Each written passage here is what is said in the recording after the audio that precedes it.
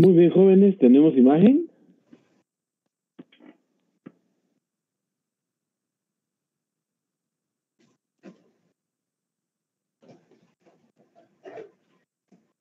Jóvenes, sí, ¿tenemos doctor, imagen? sí, Bueno, muy bien. Bueno, entonces vamos a comenzar con la primera clase. Manejo, disposición, eliminación de residuos hospitalarios. La verdad es que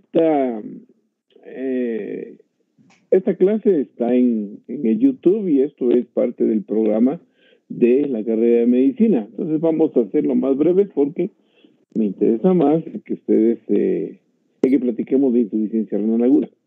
Bueno, yo creo que eso lo han manejado desde que entraron a primero medicina.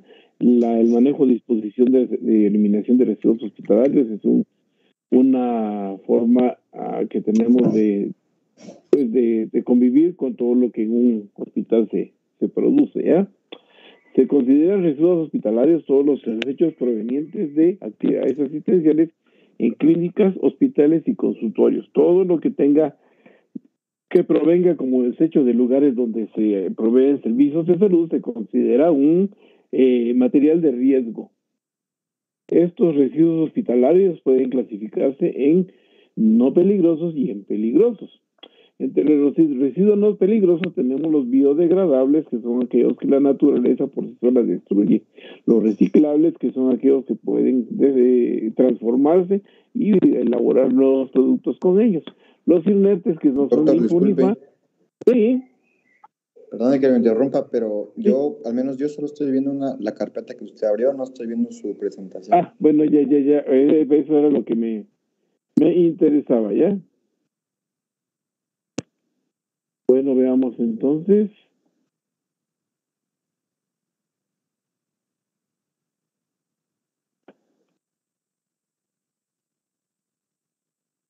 ¿Y ahora? Ahora sí, gracias. Bueno, entonces vamos pues. Entonces tenemos los residuos peligrosos, biodegradables, que la naturaleza destruye por ser orgánicos. Los reciclables, que son aquellos que pueden transformarse en otros productos al destruirlos. Los inertes, que no son ni funifa, que están allí, que no producen problemas, únicamente el espacio que ocupan, ordinarios y comunes. Y entre los residuos peligrosos tenemos los residuos de riesgo biológico. Entre ellos tenemos los biosanitarios, anatomopatológicos, los animales y los cortopunzantes. Tenemos los químicos, entre los que tenemos los fármacos citotóxicos, metales pesados, reactivos, contenedores presurizados. Muy bien. Y tenemos, por otro lado, residuos que se producen de los medios diagnósticos que utilizan medios de energía radioactiva. De los no peligrosos, los ordinarios comunes son los que proceden generalmente de la producción de alimentos, todos los alimentos que se producen cuando están procesando los alimentos. Estos generalmente son biodegradables. Cada vez que nosotros vamos a desechar productos de estos, vamos a encontrar con que tenemos contenedores específicos para este tipo de residuos. Permítanme, vamos a ver. Sí. Solo quiero ver esto. ¿Quiénes se van esperando?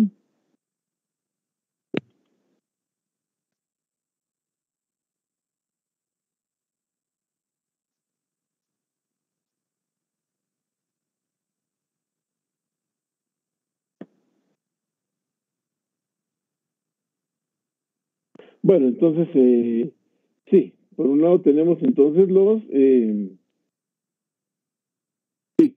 entonces luego tenemos los inertes, que son aquellos productos que pues no dan problemas en cuanto a contaminación, pero sí el espacio que ocupan. Entre ellos tenemos, por ejemplo, estos, ¿verdad? Que solamente nos sirven mucho para almacenaje y que probablemente el problema que producen es cuando se incineran, se queman por la cantidad de humo que producen.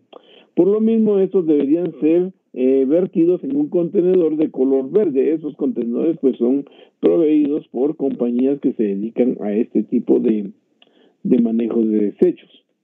Entre los residuos no peligrosos reciclables tenemos todo lo que significa algo que pueda reciclarse: papel, vidrio, algunos metales. Estos podrían ir a dos tipos de contenedores. Por un lado, el contenedor gris o el contenedor azul. Y estos productos pues salen a veces en grandes cantidades de los hospitales.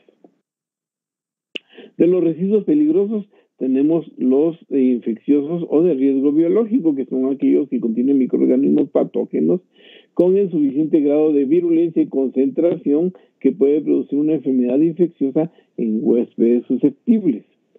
De esos tenemos, por ejemplo, los biosanitarios, y en estos podría catalogarse cualquier accesorio que pueda tener contacto con secreciones corporales, toallas sanitarias, gasas, curaciones, incluso el papel sanitario. Estos deben ir destinados para ser depositados en un contenedor de color rojo, que es el que todos lo conocemos, y también si no se cuenta con este contenedor, existen bolsas para ese efecto de color rojo que son proveídas por estas empresas. Tenemos los residuos infecciosos de riesgo biológico, las muestras que provienen de estudios anatomopatológicos, todo lo que podría ser biopsias, masas, tumores que podrían obtenerse del tejido humano, o también tenemos, secreciones, sangre, por ejemplo, ¿ya? Pus o algún otro tipo de secreciones humanas. Los cortopunzantes, todo lo que tenga que ver con punción, agujas, hojitas de bisturí, lancetas, ¿ya? Todo esto debería ir a un contenedor rojo. Sin embargo, los punzantes deben ir a un contenedor como el que vemos acá. Generalmente es un contenedor pequeño con una entrada pequeña donde se va a depositar todas las agujas y jeringas y cortopunzantes que tengamos. Sin embargo, todos estos hay un nivel crítico al cual muchos no conocemos, y es que esos tienen un nivel al cual debería llevar no debería sobrepasar la cantidad de agujas o de jeringas que se depositen allí. Sin embargo, cuando vemos nosotros en los servicios o vemos de esos contenedores, los vemos con agujas incluso saliendo por el orificio, ¿ya? Eso es importante porque el manejo de esos contenedores debe ser con mucho cuidado. De los residuos químicos, estos son sustancias químicas y sus empaques contaminados con esto, los que, dependiendo de su concentración y tiempo de exposición, tienen el potencial para causar la muerte, lesiones graves o efectos adversos a la salud y el medio ambiente. Entre estos tenemos los fármacos parcialmente consumidos. En general, casi cualquier fármaco debería ser así: que esté parcialmente consumido, que esté vencido o deteriorado, ¿verdad? Sobresalen en esto productos de tipo biológico, como podría ser las vacunas, como podría ser la albúmina humana incluso, ¿ya? Entre los residuos químicos citotóxicos, todos los medicamentos que se utilizan para quimioterapia, que muchas veces son administrados por kilo de peso, y un frasco único podría servir para únicamente una dosis, quedando alguna cantidad dentro del frasco que debe ser desechado. Estos materiales deben ir concomitantemente a un contenedor de color rojo. Los residuos químicos, como podría ser los metales pesados y aceites usados en la maquinaria que se utiliza en las diferentes dependencias, por ejemplo, en la lavandería, grasas que salen de ese lugar, o por ejemplo el mercurio, debería ir a un contenedor rojo. Los químicos que se contienen dentro de los contenedores procesados, el riesgo muchas veces es de que exploten. También deben ir a un contenedor rojo para su adecuado manejo posterior. Las empresas se encargan de esto. Los residuos químicos que son reactivos, todos los reactivos que se utilizan en laboratorios, así como también las radiografías. Las radiografías, les voy a contar que todo el elemento que se aclara o se colora de un color intenso es plata, y muchas veces las placas pueden ser almacenadas para luego extraerle esa plata y fabricar nuevamente radiografías. Deben ir a un contenedor de color rojo. Los residuos radioactivos con sustancias emisoras de energía predecible y continua en cualquiera de sus variedades, alfa, beta o de fotones, cuya interacción con cualquier materia puede dar lugar a la presencia de rayos X o neutrones. Por ejemplo, los estudios que se hacen de isótopos, ya, el yodo radioactivo que se utiliza con los pacientes que tienen problemas de hipertiroidismo y que necesitan neutralizar células tiroideas, lo hacen con un elemento de tipo yodo radioactivo. De algunas de las enfermedades asociadas a la inadecuada gestión de residuos hospitalarios, generalmente son enfermedades infecciosas. Tenemos, por ejemplo, las causadas por microorganismos, hepatitis, rubiola, el SIDA, y causadas por químicos tenemos mutaciones de genes, trastornos de otros tipos, cáncer, lesiones o incluso infertilidad. Los problemas de infertilidad asociados a los técnicos y médicos que se dedican a los estudios de radiografías, en realidad ahora ya han minimizado mucho y los estudios ya son hechos con equipos mucho más seguros que les brindan a ellos bastante más seguridad para poder trabajar. Las características de los recipientes pues tienen que ser de cierta altura, más o menos 1 metro, tienen que tener una puerta que se abra y se cierre a voluntad y tienen que ser bastante seguros para soportar alguna cantidad de peso que pueda significar el contenido de estos elementos. Como les decía, sus colores pueden ser rojo para los elementos peligrosos, verdes para los que no son peligrosos y grises o azules para los elementos inertes. Las bolsas básicamente son plásticas y deben estar rotuladas con el tipo de material, o sea, si es un residuo peligroso o no peligroso, orgánico, lo que debe ir anotado en la parte externa de la bolsa. Estos son los contenedores, como lo habíamos mencionado antes, para los cortopunzantes y todos generalmente tienen un nivel, como les explicaba, para poder hasta ese nivel llegar con la altura del contenido de las agujas y jeringas, casi siempre sobrepasado, pero estos elementos son básicamente los que se necesitan para las agujas. De los residuos hospitalarios, su desactivación, los biosanitarios, los recipientes presurizados, cortopunzantes y de animales, son recolectados, en principio luego son llevados a un lugar donde se esterilizan, dependiendo si es un elemento que pueda quemarse, se incinera, los restos se compactan y llega a un relleno de seguridad. Por otro lado, otros que no pueden ser incinerados se llevan a un relleno sanitario donde se les da una cristiana sepultura. El mercurio, este es interesante.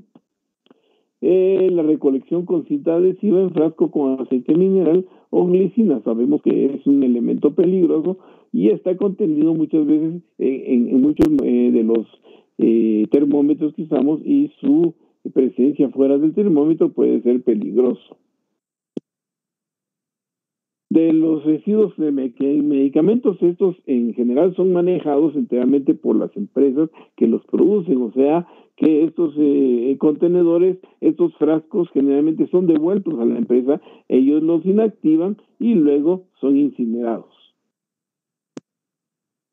Como les decía, es lo que sucede también con los residuos químicos reactivos que son devueltos al proveedor para que ellos los inactiven y los hagan ya amigables a la naturaleza.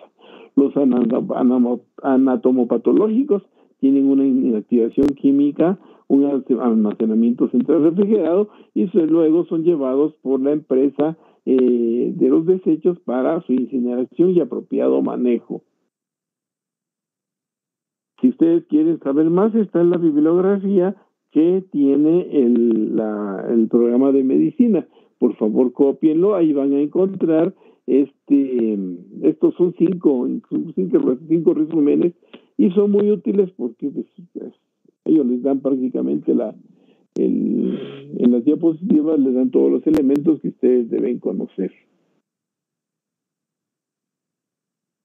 Vamos a tenerlo un momento mientras lo copian y luego vamos a comenzar con la otra clase.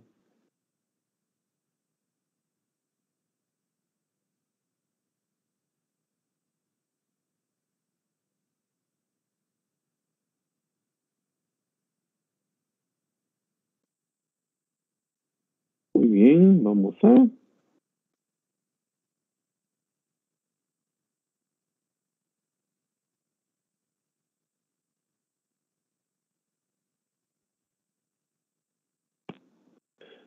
Muy bien, no sé si tienen alguna duda importante en la bibliografía que les di, o quisieran ustedes aclarar algo.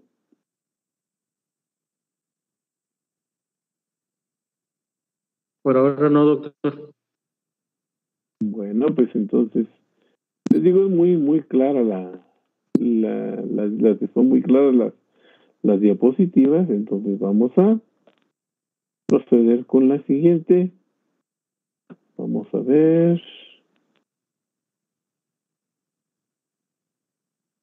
Vamos a hablar entonces de insuficiencia renal aguda. ¿Alguien de ustedes tiene algún concepto de insuficiencia renal aguda? Me gustaría saber cómo lo comprenden. Va a ser bastante importante. Hágame el favor.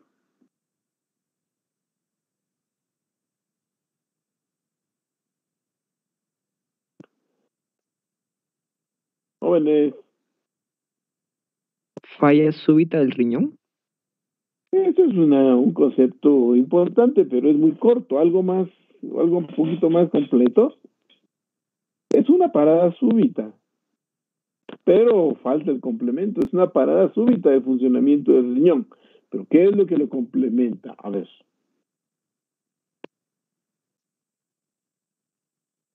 El concepto ¿La cronología es corta? ¿Cómo?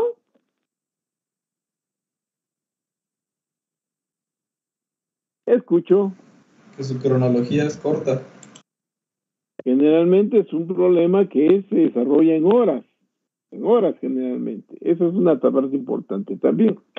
La insuficiencia renal aguda se define como una parada súbita del funcionamiento renal lo suficientemente intensa como para originar retención de productos azoados, de trastornos ácido-base y algunas veces presencia o no de oliguria, ¿ya?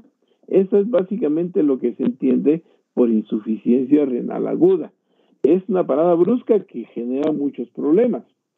Esta generalmente puede presentarse en forma aislada, sin embargo eso es muy raro. La insuficiencia renal aguda generalmente va más de la mano con complicaciones de otros órganos, incluso surge como problemas de estos órganos. En pacientes críticos se le ha considerado como una consecuencia más del cuadro inflamatorio sistémico propio de estos enfermos.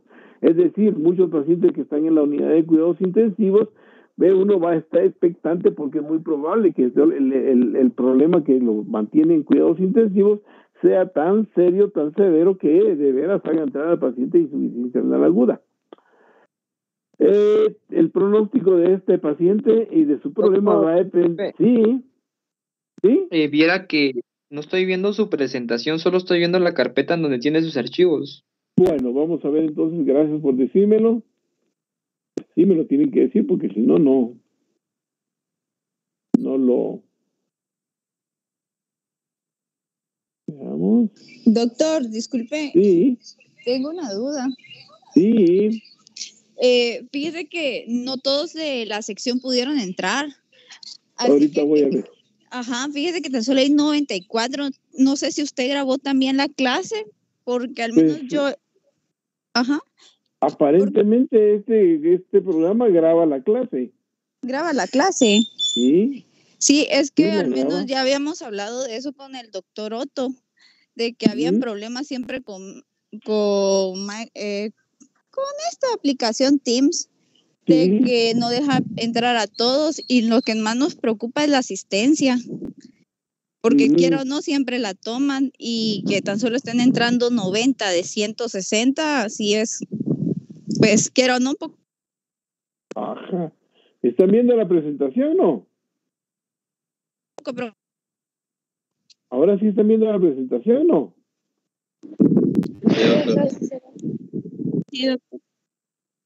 Bueno, entonces vamos a ir, ya esto ya lo abrimos. Por favor, sí me dicen, ¿están viendo la diapositiva? Sí, doctor. Sí, doctor. Vale. Muy bien, entonces vamos a seguir. Pues entonces, como les decía, la insuficiencia renal aguda es una parada brusca del funcionamiento del riñón con la suficiente intensidad como para provocar retención de azoados, alteraciones del equilibrio ácido-base y algunas veces producción o no de oliguria, ¿ya?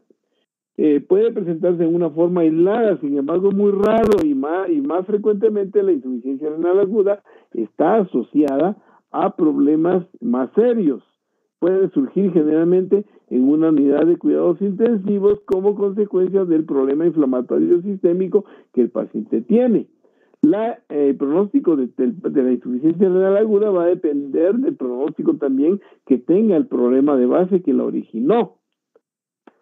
De esta forma, el manejo de la falla renal es visto como una medida de sostén con el fin de dar tiempo para controlar la sepsis o estabilizar el trauma. Lo que sucede es que las complicaciones de la insuficiencia renal aguda pueden ser tan serias para matar al paciente antes de que el organismo por sí solo se recupere. Y de ahí la necesidad de tratar al paciente con algunas medidas sustitutivas como la diálisis peritoneal o la hemodiálisis. ¿Cuáles son las causas principales de insuficiencia renal aguda? Generalmente se catalogan en tres. La primera es la prerrenal, la segunda es la renal y la postrenal.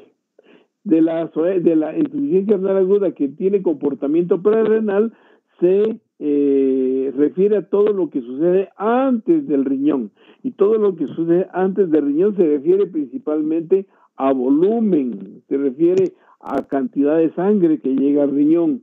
Y esto puede ser como consecuencia de falta de sangre, de pérdida de volumen, de cualquier razón, por vómitos, por hemorragia, por deshidratación, ¿ya? Por falla de bomba. En este caso tenemos la hipoperfusión renal motivada por ejemplo, un paciente que tome o que se le administre hipotensores en exceso, que tenga una hipotensión absoluta por pérdida de líquido, que tenga una hipovolemia o que la autorregulación vascular renal sea inadecuada. Una cuestión interesante de esto es el estado de hiperazoemia perrenal, y esto todavía no es insuficiencia renal. La hiperazoemia de tipo prerrenal ocurre antes de que el paciente entre en insuficiencia renal, ¿ya?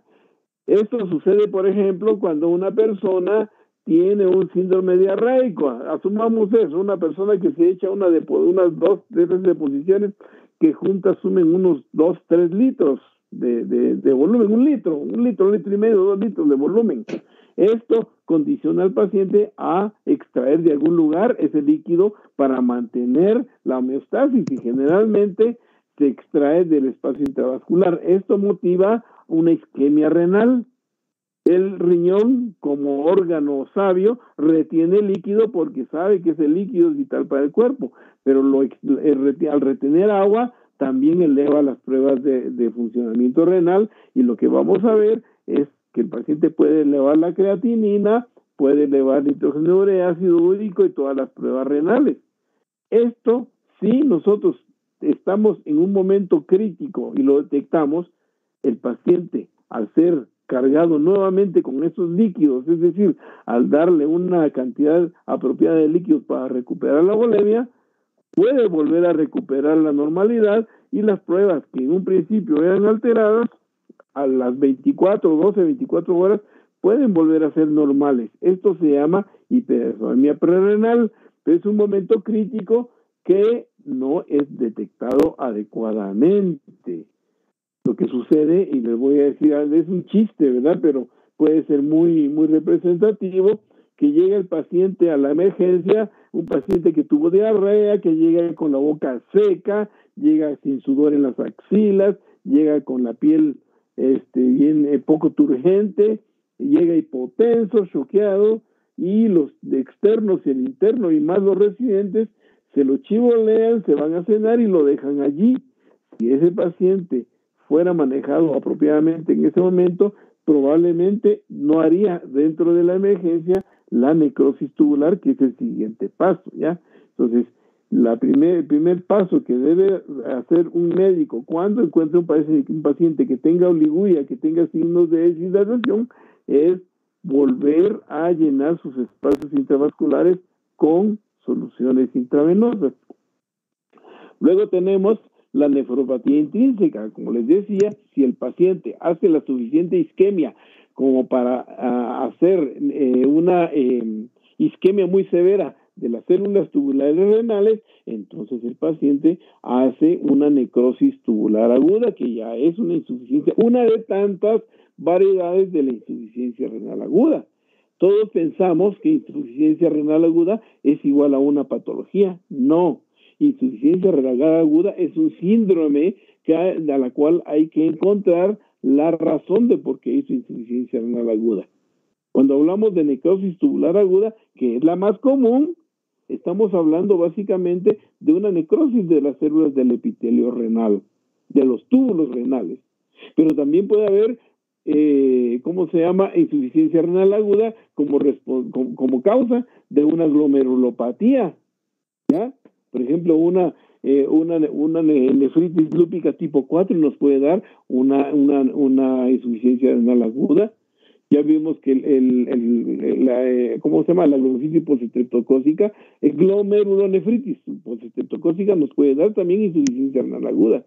Alguna enfermedad vasculorenal diversa, las enfermedades tubulointersticiales, o sea, no ni del túbulo ni del glomérulo, sino de las células intersticiales, al estar inflamadas pueden dar insuficiencia renal aguda, esto más probablemente secundario a problemas de intoxicación por drogas. La necrosis tubular aguda, como ya hablamos, la necrosis cortical aguda, en la cual la corteza renal es sometida por periodos relativamente significativos a isquemia, y lo que genera una necrosis de la corteza. La hiperosmia postrenal, como ya les mencionaba, también la hiperosmia postrenal, que es el otro tipo de insuficiencia renal, esto ocurre después de los riñones. Y esto viene siendo generalmente una obstrucción de las vías urinarias, que puede ser de las vías urinarias superiores, de prácticamente desde los cálices, pelvis renales, hasta la uretra, en su parte más externa, ¿ya? Todo esto puede generar esos tres tipos de insuficiencia renal. Entonces, volviendo a la hiperosmia tipo prerrenal, ya sabemos que es una reducción de la función renal de causa hemodinámica, en la cual no existe daño estructural renal en ese momento, y que por eso puede ser reversible. Se presenta en 55-60% de los casos y puede producirse por déficit absoluto de fluidos, como vómitos, diarrea, pobre ingesta de líquidos, uso intensivo de diuréticos, o relativo por menor de hábito cardíaco. Un infarto agudo de miocardio puede dar una bomba mala, un corazón que no funcione bien, y esto puede generar la isquemia renal. También la hipertensión pulmonar, una vasodilatación periférica secundaria a una falla hepática, un shock séptico, anafilaxia, de drogas hipotensoras, anestésicas en general, o vasoconstricción renal, una falla hepática, sepsis, drogas. La insuficiencia renal aguda puede ser, como les decía, ya a nivel de la parénquima renal, puede ser tubular, intersticial, glomerular o vascular. Esta representa un 30-40% de los casos, en la cual la forma principal de presentación, la mayor frecuencia de cuadros de insuficiencia renal ya parenquimatosa es secundaria a necrosis tubular aguda. Puede suceder a consecuencia de una falla prerrenal, como les mencionaba, que no se corrigió a tiempo o corrigieron en forma inadecuada. En un segundo lugar, las toxinas son responsables de esta causa. Antibióticos, la nefrotoxicidad por medicamentos. La tesis de graduación mía se basó en nefrotoxicidad por medicamentos. También medios de contraste endovenosos, quimioterapia. La nefritis intersticial aguda ocurre a menudo en el contexto de reacción a drogas. La insuficiencia renal aguda postrenal es secundaria a la obstrucción del flujo urinario, como les decía, desde la pelvis en los cálices renales hasta la punta de la uretra. implica compromiso de ambos tractos o de uno solo en el caso de los pacientes monorrenos. Cuando hay obstrucción, tiene que ser bilateral en el caso de los uréteres. ¿Alguien tiene abierto por ahí un micrófono? Apáguelo, por favor. Se dice que puede haber una insuficiencia renal total cuando existe una obstrucción bilateral simultánea o en cálculo, por ejemplo, una estenosis de la uretra. Hay un micrófono encendido, si fueran tan amables de apagarlo. Se asocia frecuentemente a obstrucción prostática, cáncer cervicuterino, compromiso de retroperitoneo, urolitiasis bilateral, necrosis papilar. Se plantea que no solo correspondería a un factor mecánico, sino que también a cambios en la perfusión renal. Se dice que también cuando el riñón está hinchado durante el curso de una insuficiencia renal aguda, este edema del parénquima renal puede ser tan intenso que puede comprimir las paredes de los túbulos, originando una insuficiencia renal por renal a un nivel prácticamente microscópico. Esta tabla pues nos da una idea de la frecuencia y la calidad de insuficiencia renal que nos va a dar. Por ejemplo, tenemos a la gente joven, el 56% de los casos de insuficiencia renal aguda van a ser secundarios a necrosis tubular aguda. Un 21% a un tipo de falla prerrenal y muy poca de tipo obstructivo.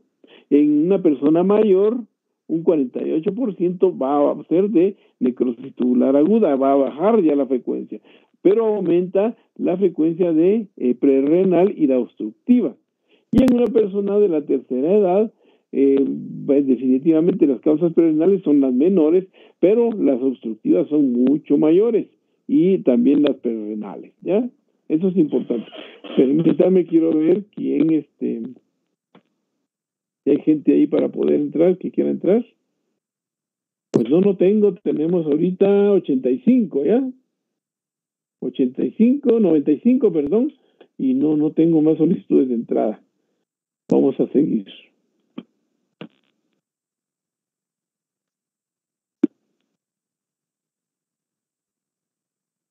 Vamos a ver.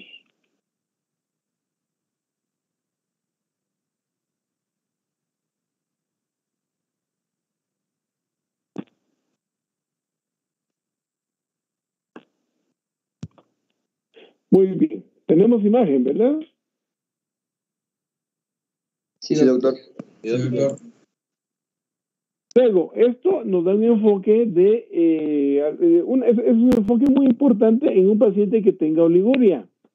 La oliguria es una respuesta a un paciente, es lo más común, como pudimos ver según la gráfica anterior. Entonces, cualquier paciente que tenga oliguria, lo primero que tiene que hacer el médico es pasarle líquido. Aquí este es un mnemotécnico de los hallazgos que pudiera haber en un examen general de orina, que es lo más sencillo que pudiéramos obtener de un paciente, aunque un paciente que tenga insuficiencia renal aguda podría mostrarse oligúrico. Sin embargo, unas gotitas podría presentarme.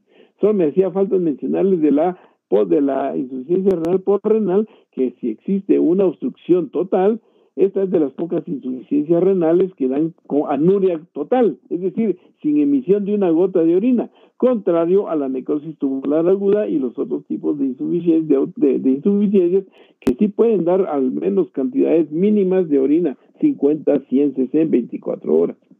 Si tenemos un examen de orina normal, no hay el sedimento urinario es normal, podemos pensar que este paciente tiene o una falla prerrenal o posrenal, o que tiene un contenido alto de productos de mucho valor oncótico, como podría ser dextran o manitol en el tracto urinario. Si el sedimento urinario es anormal y encontramos, por ejemplo, cilindros de glóbulos rojos, encontramos cilindros de glóbulos blancos, o existe proteinuria, también hematuria, vamos a pensar que ese paciente, su problema principal está a nivel glomerular, como ya les expliqué antes, ¿ya? O es una vasculitis o una microangiopatía trombótica. Si el sedimento urinario es a base de células blancas, cilindros o muchos glóbulos blancos en la orina, estamos pensando que el paciente puede tener o una pielonefritis o una nefritis turointersticial aguda. Si existe eosinofiluria, podemos pensar en alguna nefritis alérgica, nefritis turointersticial alérgica, en coagulopatía o trombos. Si son células pigmentadas o cilindros pigmentados, vamos a pensar que el paciente tiene una necrosis una nefritis turointersticial aguda o una mioglobinuria o una hemoglobinuria, ¿ya? Pigmentos de tipo sanguíneo.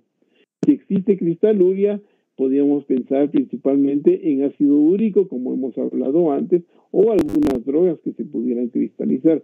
Y si hay proteinuria, pero esta proteinuria no es albúmina, podemos pensar, por ejemplo, que el paciente tiene alguna discrasia de células plasmáticas, ¿ya? Que nos esté creando este problema, un Wegener, por ejemplo, ¿ya? Del diagnóstico debe ser hecho con cautela. Es posible observar, por ejemplo, elevaciones del nitrógeno de urea o de creatinina cuando el gasto urinario se observa en forma aislada, una forma aislada de insuficiencia renal. Algunas veces el nitrógeno de urea se puede elevar cuando el paciente tiene un sangrado de tubo digestivo y esto puede dar lugar a mucha confusión. El uso de esteroides también, la depresión intravascular. Puede existir elevación de la creatinina después de ingesta de mucha proteína, ¿ya? También en personas que tengan mucho desarrollo muscular o que tengan lesiones por machacamiento, una lesión muscular aguda, rhabdomiólisis. Por último, la carga de solutos diaria no puede ser excretada. Esto es interesante. La carga de solutos diaria que se produce en el cuerpo no puede ser excretada en un volumen urinario menor a 400. Aquí dicen 400. Otros sabemos es 500. En condiciones máximas de concentración urinaria, si se reduce la ingesta de solutos como proteína o sal. ¿Qué quiere decir esto? Que una persona no puede botar su carga osmóticamente activa que produce el cuerpo en menos de 500 mililitros. Si tiene menos de 500 mililitros se denomina oliguria y significa que el paciente tiene insuficiencia renal, está posiblemente aguda en ese momento. La insuficiencia renal aguda puede presentarse en individuos sanos o en sujetos daños con daño renal previo, como sucede con mucha gente que llega al hospital con diabetes de largo tiempo de evolución y que caen en algún proceso infeccioso. Lo que hacen solo es exacerbar el daño renal que ya existe por esa diabetes y entonces se dice que el paciente es un renal crónico agudizado, que se comporta básicamente como un paciente que tenga una insuficiencia renal aguda pura. Muchas veces es posible sospechar un daño renal crónico subyacente por los estigmas. Si el paciente es pálido, si se hincha, si es hipertenso, si es diabético, por ejemplo, ¿ya? Esto ya es muy, muy, muy claro, y esto hasta un niño de 5 años mira si el paciente ya es pálido, si tiene la piel pigmentada, si tiene neuropatía, o si los riñones son pequeños. Eso es de párvulos, eso no es para estudiantes de 4º año de medicina. Eso ya lo deben saber.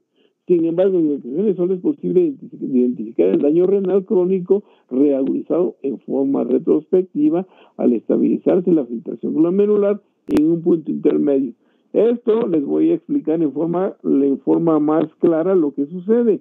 Hay muchos pacientes que tienen una función renal baja, pero cuando ustedes los miran hinchados, hipertensos, pálidos, todos los estigmas de paciente renal, y le toman una creatinina, por ejemplo, van a encontrar que tiene 1, ¿ya? Pero está encharcado, tiene edema de piernas, todo lo que tendría un paciente renal, y ahí viene la duda. Entonces no es insuficiencia renal. Lo que pasa es que estos pacientes, al ser renales, ya no comen, y la cantidad de proteína que ingieran también tiene participación en los valores de creatinina, solo para mencionarle algunos. Y entonces estos pacientes tienen creatininas bajas con insuficiencia renal. Otra situación es que si son diabéticos y tienen las glicemias muy altas, esto va a provocar que el azúcar, cuando pasa por el glomérulo, arrastra agua, arrastra creatinina y hace que el paciente tenga algo que se denomina síndrome de hiperfiltración que termina por dañar aún más los riñones, aunque los valores de los productos azuados sean bajos. Entonces, la amplia variación que existe de los cuadros clínicos muchas veces confunde, pero es importante que ustedes sepan que esto puede ocurrir de esa forma. Los parámetros que definen a la insuficiencia renal aguda son principalmente bioquímicos. El aumento de la creatinina plasmática a 0.5 miligramos sobre el nivel basal. Esto con pacientes que han sido previamente hospitalizados. Aumento de la creatinina plasmática de 50% del valor basal o una reducción de la depuración de creatinina a menos de 50%, ¿ya? Como les digo, muchas veces estos parámetros son intrahospitalarios o a menos que existan pacientes que por alguna razón han estado siendo vigilados en este aspecto. El tratamiento más efectivo de la insuficiencia renal aguda es la prevención. Entre las medidas generales, el control de la causa subyacente. Si es un sangrado gastrointestinal, va a haber que controlar el sangrado. Si es alguna enfermedad de la colágena, controlar la enfermedad de la colágena. Si es cualquier tipo de problema, hay que controlarlo concomitantemente con el problema que genera el riñón. Los antibióticos son muy importantes, tóxicos que puedan afectar al riñón, entonces hay que elegirlos en una forma adecuada, los menos nefrotóxicos, y cuando se tenga que administrar medicamentos nefrotóxicos, deben ser administrados de una forma lógica para evitar que estos perturben más el funcionamiento renal. Restablecer la entrega adicional de oxígeno, y esto se logra llevando al paciente a una volemia apropiada y a niveles de tensión arterial que motiven una buena circulación renal. Los diuréticos pueden ser importantes, sin embargo, un paciente que tenga tapados los túbulos renales generalmente no va a responder. En una etapa temprana, cuando el paciente está en la etapa prerrenal y si por alguna razón ustedes logran capturarlo y le ponen soluciones, sin embargo, si este paciente, a pesar de que lo tengan con una presión venosa central apropiada y una presión arterial sistémica normal y no orina, ese es el momento en el cual ustedes le pueden dar al paciente una dosis lo suficientemente intensa de algún diurético de asa, furosemida. 100 miligramos de furosemida en una dosis única podría hacer que el paciente orine.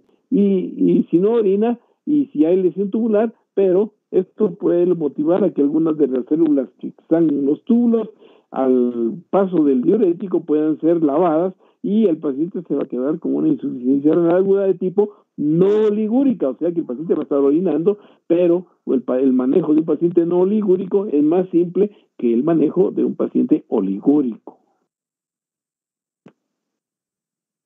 De los inotrópicos, pues como les mencionaba, un uso de un inotrópico puede servir mucho para mejorar la hemodinamia del paciente, y esto algunas veces mejorar en forma selectiva a la vasculatura riñón.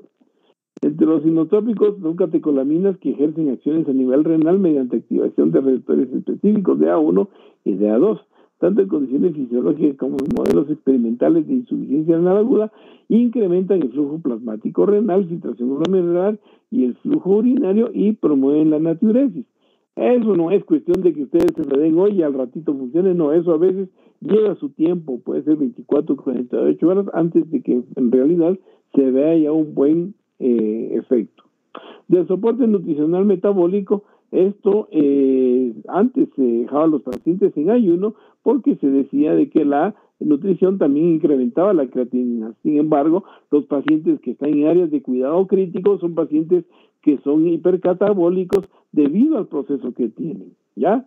Y ese proceso hipercatabólico es el que al final de la patología, cuando ya salen del hospital, salgan delgados, salgan anémicos. Y lo típico es que toda la gente dice, no, ese paciente salió así o salió anémico y flaco por los antibióticos, ¿ya? Nada más alejado de la realidad, porque el problema de base fue lo que al paciente le incrementó el metabolismo y lo hizo que se quedara flaco, ¿ya? Eso, por favor, ustedes háganselo ver a la gente. También hay que educarla y no dejarlas que sigan con esa creencia de que los antibióticos son los causantes de la anemia ustedes ya llevaron un curso de farmacología y saben que en algún momento sí hubo medicamentos que crearon, por ejemplo, una anemia plástica o alguna desgasta sanguínea, pero esos medicamentos ya fueron retirados del mercado. Entonces tenemos que los pacientes que tienen un hipercatabolismo también deben reponer estas proteínas, y a ellos se les debería indicar una dieta apropiada, tanto si es por vía oral como podría ser por vía parenteral, para que el paciente tenga un balance que vaya por lo menos compensando ese balance negativo nitrogenado. La insuficiencia renal aguda provoca prolongación y acentuación de la fase hipermetabólica, lo que hace más difícil su manejo. Es recomendable aportar de 30 a 35 calorías por kilogramo por día a través de hidratos de carbono, de kilocalorías por kilogramo por día a través de hidratos de carbono y lípidos, con el fin de optimizar el uso de proteínas en funciones estructurales o reparativas y atenuar los síndromes urémicos. El aporte proteico no debe ser menor de 0.6 a 0.8 gramos por kilo de peso, y puede ser considerablemente mayor en pacientes hipercatabólicos, lo que les estaba mencionando. Los pacientes también, al tener ese estado hipercatabólico, acentúan el balance de ácido básico, y con el cual ellos pueden entrar en acidosis, y eso es una de las razones, la acidosis, para hacer hemodiálisis. También pueden motivar que la acidosis metabólica haga que el potasio salga de la célula, haciendo también que el paciente se torne hipercalémico, motivando otra vez urgencia para la hemodiálisis, para dializarlo. Entonces, la terapia extracorpórea, en el marco de un paciente cuyos riñones no funcionan, pero que está intensamente catabólico y necesita deshacerse de todos esos productos, será sometido a terapia extracorpórea. ¿Qué tipo de terapia? Hemodiálisis, diálisis peritoneal, hemodiafiltración, si lo tuviéramos a tiempo, que son los procedimientos de depuración continua. La hemofiltración continua, que se basa en convección, la hemodiálisis, que se basa en difusión. La hemodiafiltración continua, convección, difusión. ¿Cómo vamos nosotros a justificar un tratamiento de hemodiálisis, por ejemplo, que es de lo que más fácilmente disponemos? Tenemos que tener indicaciones claras para que esto se lleve a cabo. No a cualquier paciente que tenga oliguria le vamos a poner el catéter y le vamos a hemodializar. Si se hace esto en lo privado, significa un gasto para el paciente. Existen indicaciones claras para hacer hemodiálisis. ¿Cuáles podrían ser estas? Una, si el paciente tiene acidosis metabólica, que no responda a tratamiento médico, que al darle bicarbonato sigue igual. ¿Ya? Pues esa es una indicación absoluta. ¿Por qué absoluta? Porque si no se le hace, el paciente se muere. Otra indicación absoluta es la hipercalemia. El aumento de potasio en sangre trae como consecuencia arritmias cardíacas que pueden llevar al paciente a un paro, a una fibrilación ventricular, y se muera. Entonces es una indicación una indicación absoluta, otra de las indicaciones absolutas de diálisis. Si el paciente tiene encefalopatía urémica, es otra de las indicaciones, ¿ya? Otra de las indicaciones es acidosis metabólica. Vamos a ver, déjeme ver cuál es la otra. Sí. Si el paciente tiene un frote pericárdico, es decir, si tiene un derrame pericárdico, también es una indicación absoluta de dializar a este paciente. Hay otras indicaciones que son menos notorias, pero por ejemplo, aquel paciente que esté sobrecargado de líquidos y no responda a los diuréticos o algunas otras maniobras médicas, debería ser hemodializado por el riesgo que representa el edema agudo del pulmón y que lo puede matar. Entonces, esa sería la situación para poder tener al paciente en hemodiálisis. Y algunas veces la experiencia de médico le indica a este paciente está tan chueco, tan jodido, que mejor le voy a hemodializar antes que me haga las indicaciones, que también es válido, ¿ya? Pero para eso tendrían ustedes que pedir una opinión del nefrólogo que está a cargo de estos pacientes. Entre las nuevas terapias, los péptidos natriuréticos, factores de crecimiento prerrenal, de factor de crecimiento renal, péptidos de arginina, glicina, aspartato. Muy bien. ¿Tienen alguna pregunta, jóvenes?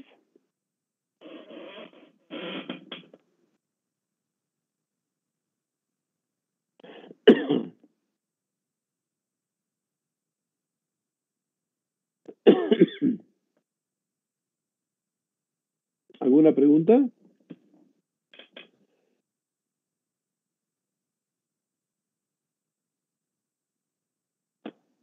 Claudia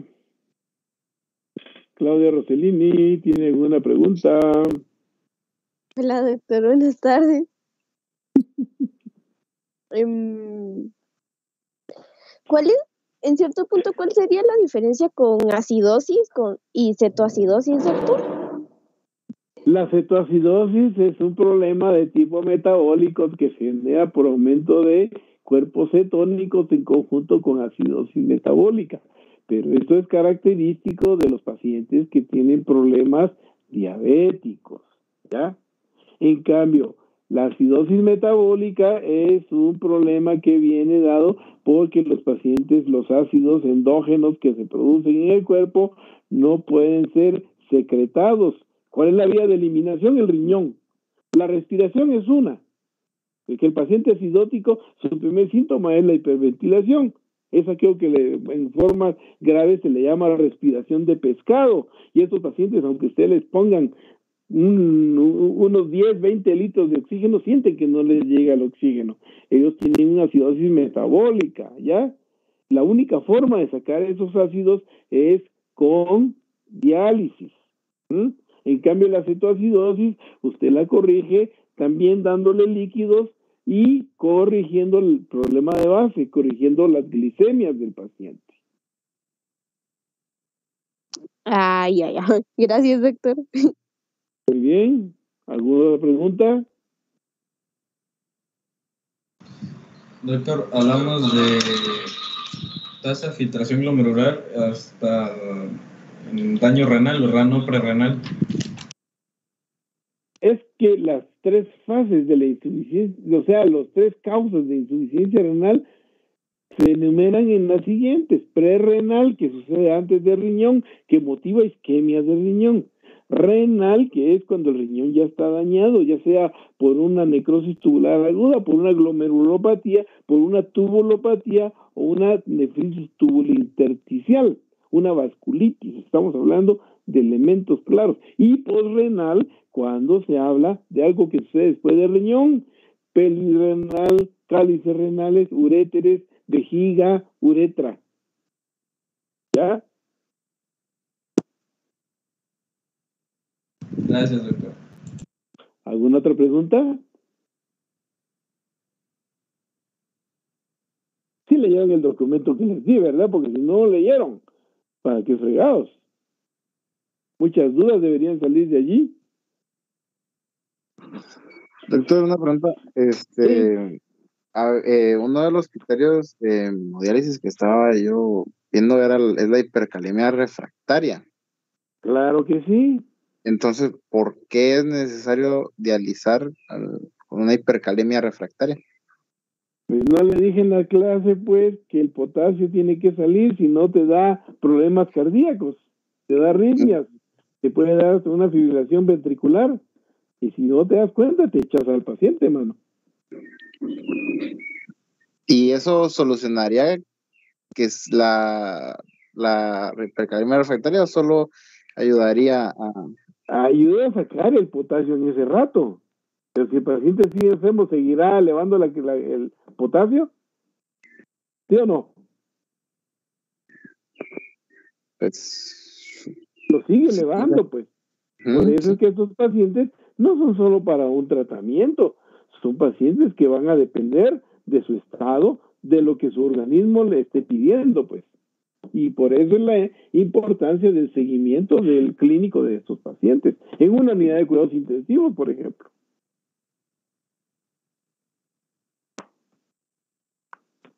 ¿Algo más? ¿O satisfecho de la respuesta?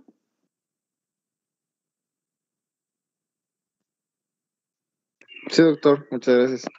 Bien, ¿alguna otra pregunta?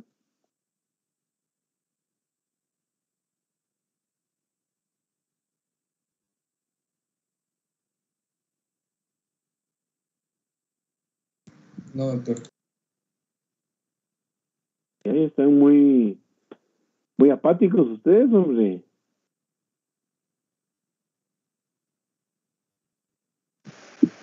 Doctor, yo solo tengo una pregunta. Cuando se combina Sí. la furo con la espironolactona, es para que el potasio no aumente en sangre, me imagino, ¿verdad?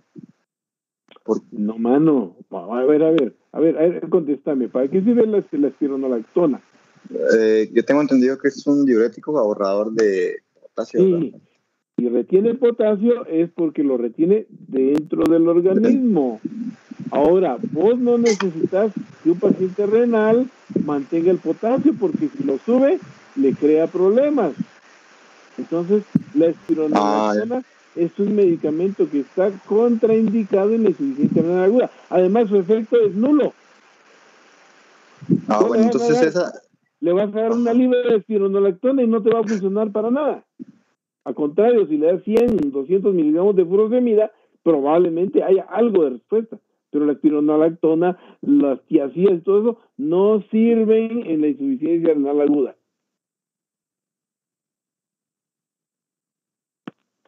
¿Ya? Gracias, doctor. Perdón. Por eso se dice que los diuréticos de asa son los que principalmente se van a usar en el curso de un problema así.